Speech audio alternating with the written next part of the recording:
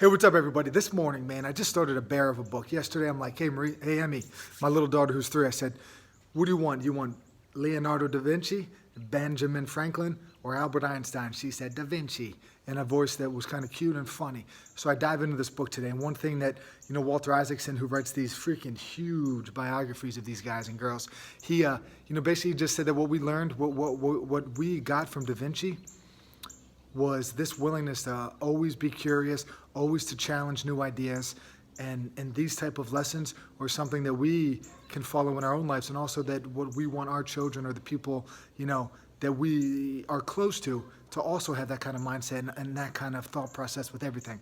And I tie that in with a question that I had recently. It's like, what's that one thing that you would recommend, to somebody that's in your niche, maybe a young coach or a young trainer that's getting started? And that's exactly what it is. It's that thing between your two ears. It's that mind. We don't want to just accept conventional wisdom and just say it's wisdom. What if something is wrong? What if the way that we've always been doing things is not the right way to do things, all right? That's that one thing that we always have to keep in mind.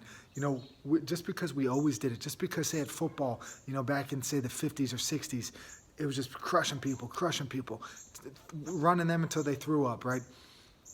If nobody just said, wait a second here, what's going on? I don't know if this is actually going to optimize our performance, right? I don't know if this is actually good to have people pass out during the practice or the game, right? So that idea got challenged and it got fixed. We move on. We progress through the ranks here now. It was just pounding the ball, right? Running. All of a sudden, we get a guy like Bill Walsh comes in with the West Coast offense, right?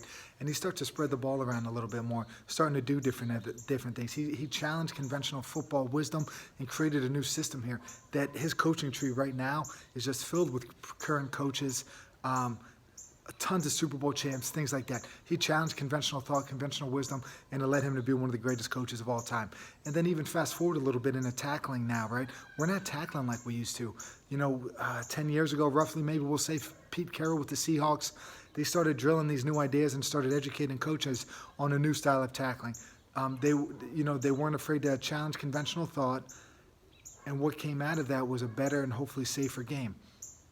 All of this stuff applies too in the weight room now. One set to failure is no longer the way to train for athletics. We're not on the Nautilus machines anymore.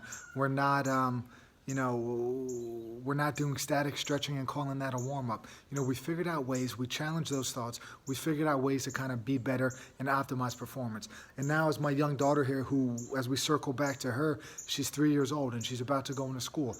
And you hear all these things going on at colleges, universities, things like that.